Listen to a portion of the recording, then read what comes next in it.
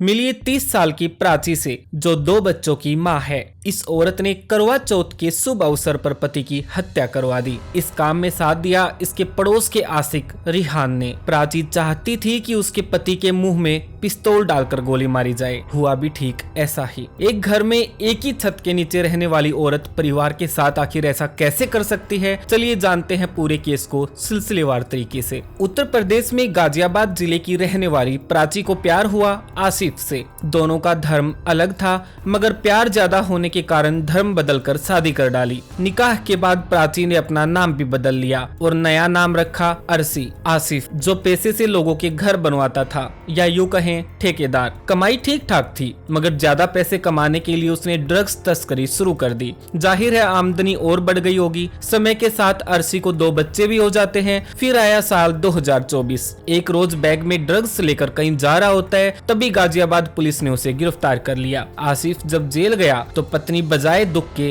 Romantic हो गई और ढूंढने लगी नए प्यार को। यहाँ उसे ज्यादा मेहनत नहीं करनी पड़ी, क्योंकि उसके पड़ोस का रिहान पहले से ही तैयार था। रिहान कभी काम में मदद के बहाने उसके घर आता, तो कभी काम के बहाने से उसे अपने साथ होटल ले जाता। पूरे पड़ोस में इस बात की चर्चा जोर शोर से चलती कि दोनों के अवैध संबंध है। दोनों जमकर रंगरलिया मनाते और ना इन्हें समाज की शर्म ना किसी का डर। यहाँ अरसी को लग रहा था कि उसका पति कई साल के लिए जेल गया। इसी दौरान वो प्रेग्नेंट भी हो गई। फिर आया साल 2025। कोर्ट ने आसिफ की जमानत याचिका मंजूर की और वो जेल से बाहर आ गया। आसिफ 1 साल बाद 6 अक्टूबर को जब घर लौटा तो पत्नी को देखकर उसके पैरों तले जमीन निकल गई, क्योंकि अरसी प्रेग्नेंट थी। घर पर जमकर झगड़ा और हंगामा हुआ, मगर अरसी बताने को तैयार ही नहीं कि बच्चा किसका है। सबसे पहले उसने बीवी की पिटाई की, मगर उसने मुंह नहीं खोला। आस पड़ोस में दोस्तों से पूछने पर कुछ ने बताया कि रिहान के साथ इसका तब से अफेयर है जब से वो जेल गया है। तब तक ये भनक पत्नी को भी लग चुकी थी। वो जान चुकी थी कि आसिफ को रिहान का पता चल गया और अब वो जरूर बदला लेगा। आसिफ ने 7 अक्टूबर की रात गुस्से में रिहान को फोन करके गालियां दी और उसे मिलने बुलाया। शायद ये उसकी सबसे बड़ी गलती थी, पर देखा जाए तो किसी के साथ भी ऐसा होगा तो गुस्सा होना स्वाभाविक है। आसिफ का फोन आया। ये बात रिहान ने अरसी को बताई। अरसी ने तुरंत रिहान को बच्चे का वास्ता देते हुए कहा कि गोली उसके मुंह में मारना। फिर क्या था, रिहान अपने कुछ दोस्तों के साथ